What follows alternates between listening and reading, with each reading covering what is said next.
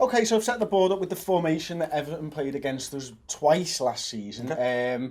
First game was 27th of September where we drew 1-1 at Anfield. I think it was a Steven Gerrard free kick, wasn't it? And then obviously Jagielka scored in the last minute. That game. That one. Yeah. So, what Everton did during that game was they had Tim Howard in goal. They had Tony Hibbert playing right back, John Stones and Phil Jagielka as the centre-back pairing with Leighton Baines. We had Gareth Barry, James McCarthy and Mohamed Besic. And then we had, I don't know which way around this was, I can't quite remember, but I think it was Naismith, Morelos, Lukaku. Okay. So that's what they did there. Obviously, the season before at Anfield, we absolutely snotted them, didn't we? We embarrassed Roberto Martinez's side. And I think that shaped how we played against us the season just gone. You know, with Barry, McCarthy and Besic playing in the midfield, he looked to stifle the game a little bit more after such a heavy defeat the previous season. In the second game of the season, he did exactly the same thing, except Seamus Coleman was playing at right back. We had Brian Oviedo because of Leighton Baines' injury there. The two centre-backs were the same. We had Besic, Barry and McCarthy exactly the same. Naismith, Morelos and Lukaku again. Obviously, we drew the second game in February 0-0. Do you think that Martinez will be happy with the two results from last season and look to do the same type of thing again? Or do you think he's coming in on the back of, well, this team's got confidence now, this Everton team, and do you think he's going to try and, because it's at Goodison Park, be a little bit more expansive and go for the 3 points? That's a great question. I know what Brendan Rodgers would do if he'd done that. If he'd been forced to be tight for 2 games and thought, all right, that was sound, he would throw that completely out the window and go back to try and do what he wants to do. And I hope Martinez is like that. I hope he thinks, well, look, we're above them in the league. We're in the best form. We're scoring goals. We're not afraid to, even if we concede them, we know we can come back and score more. So I don't, honest answer, I actually don't know. I don't know enough about Martinez and what he does to be able to say one way or the other. I hope. I feel like, I think their approach will be, I actually don't think they'll go gung ho or anything, but I think they might go slightly more attacking, I guess.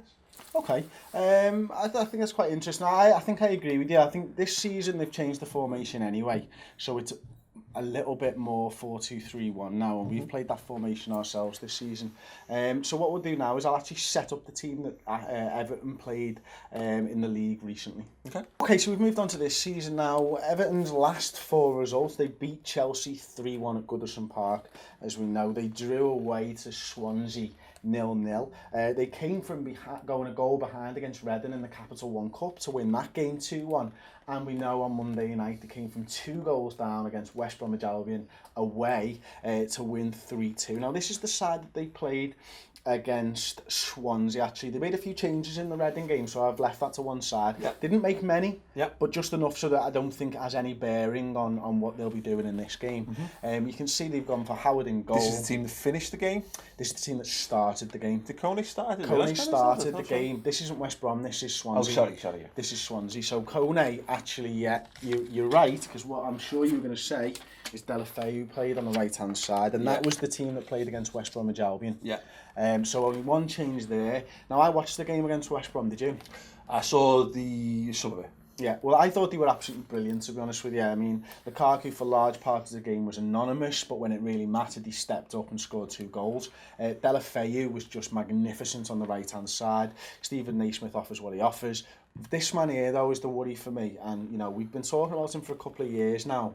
But this season, he seems to have added those assists and goals to his game. He's really grabbing the game by the scruff of the neck. I was speaking to Ped from Toffee TV. I was on their show last night. And I think he's the only player from both sides who will go and attempt to grab this game by the scruff of the neck. I'd agree with that. He's the kind of player, he's got that level of natural confidence as well, that he thinks, whether he thinks it or not, he tries stuff. Shelvey used to do that. Yeah, Shelvey to be honest, really does it. A lot of players do it. I think it's a scout thing to some extent. He's not fazed by the level of the game that he's playing at. And he likes a run, and he likes to get a shot off.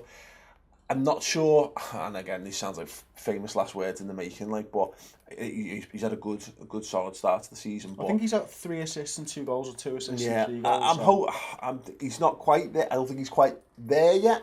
So that could play into our hands. You know, hopefully by the time he is there, he'll be playing for like a Man City or whatever. So he'd probably be playing for Sunderland by then if he follows Rodwell. yeah. But no, you're right. He is absolutely a threat, and it's going to be important to shackle him, because we've seen from our own attempts to play this formation that you want their centre forward to be as isolated as possible. And again, this guy's going to be providing the links, and obviously similarly these two as well. But particularly down the middle, if you've got a Lucas Leiva, you've got to watch him carefully. Is there anything from this formation with the players that they've got, and let's say that they do start with this formation, that you think going up against our side worries you slightly? Worries. The only one that worries me is Lukaku, because he's the archetypal problem causing for Liverpool's defence centre forward, which is not a very succinct way of saying that. He hasn't done it for Everton though yet, has he? He's done it for West Brom. No, he has scored against us though, hasn't he? Like he scored in Derby when I think it was Daniel Sturridge's comeback. Come back off the bench. So he is a handful. I know we've seen the games where like Moreno did a really good job on him last season. But I suppose Lukaku, he falls between the two stools, doesn't he? He looks like a big, powerful guy, but he's not like it. He's not that kind of presence that a Benteke is. Yes. But he is ultimately a Belgian forward, and Belgian attacking players cause Liverpool all kinds of problems. Well, that's true, isn't it? For me, I fully agree with you on the Lukaku thing, but by proxy, this man worries me, because I'm looking at the way that they're setting up and thinking about the way that we're setting up. Yeah. And with Sacco here, maybe Moreno there, this guy's got pace to burn. Moreno's recovery pace is absolutely fantastic, but I just wonder whether, if he's not in the right position to begin with, does he get back in time to catch Delafeu? I would be more... See, I don't... Yeah, that exists that possibility, but again, I think of like what the job that Adama Traore did for Aston Villa coming on, started wide on this side and he was making these direct runs in, and Lucas Leiva just shut him down every time.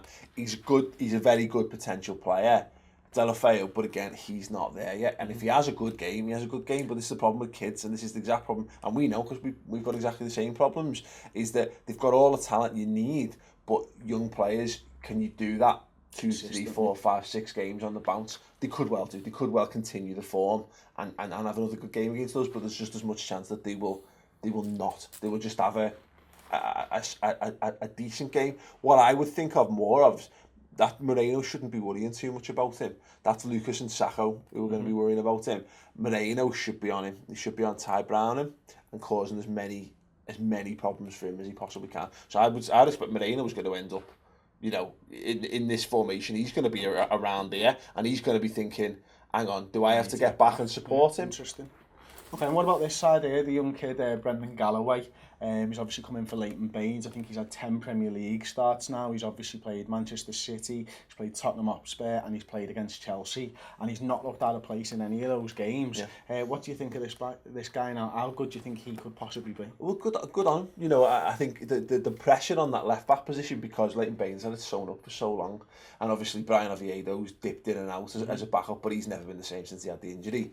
And I don't think we ever really saw what he was, to be fair, before he got the injury as well. So, you know, kids, again, it's dead. I think it would be too simple to go, well, these are both kids, so let's get into, because obviously, yeah, we should be doing it. But as you rightly say there, it's not as though not as though Chelsea will have not gone, these go and have a go at these. So, but you know, there exists that possibility that they should theoretically be the weak spot. I think it's a case of, you've got to hope that they switch off. Yeah. Or what you do is, in a big game, because it's a derby and it's all well and good facing Chelsea and it's all well and good facing the teams that they faced, I would go in, I would tell Milner or whatever to go look around for him. It's not even on here for this bit. I would pick one of them who are like it's causing the most problems to, and I would say that'll be Browning. Yeah. Because Moreno's going to be more of a threat in an attacking sense than Klein on the other side, and I would you're thinking Moreno, Coutinho, Sturridge on this left hand side. But I would just go and leave a foot in. I would go in and I would look to shit him up and just go, welcome to the derby, because as much as anything else, you look at the players they've got in that team, and we've got them too. Him, and possibly him as well. They're all ripe for being wound up in this game. You're right. And I think this guy will automatically get a yellow card. I think he'll be the one to put the foot in for them first. Yeah. And if not, probably actually Naismith, because he's an angry Naismith will get Scot, stuck in general, but I think he's got a level of experience that should see him through. But again, in terms of kids, they've never, Barkley has, but you want to play this. Barkley will have all the pressure in the world on his shoulders in this game, and again, I gather these will be local lads as well. They'll be, or at least they've come through the academy. They've got as much of an idea as anyone about the game. And yet, I think just get in their heads, just poke them and kick them and pull their hair and whisper things about the mums into their ears. Diego Costa up front to do that, because he's perfect for it, isn't he?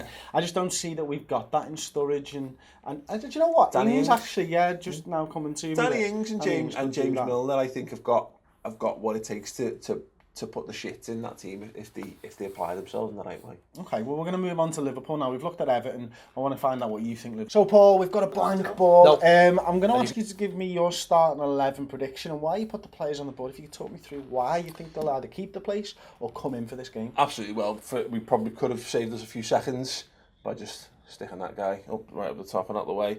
I think, for the sake of argument, and obviously, again, we are hiding to nothing with this because it could all go massively tits up against Sion, but I would go with the same team that started last week against Aston Villa, which, of course,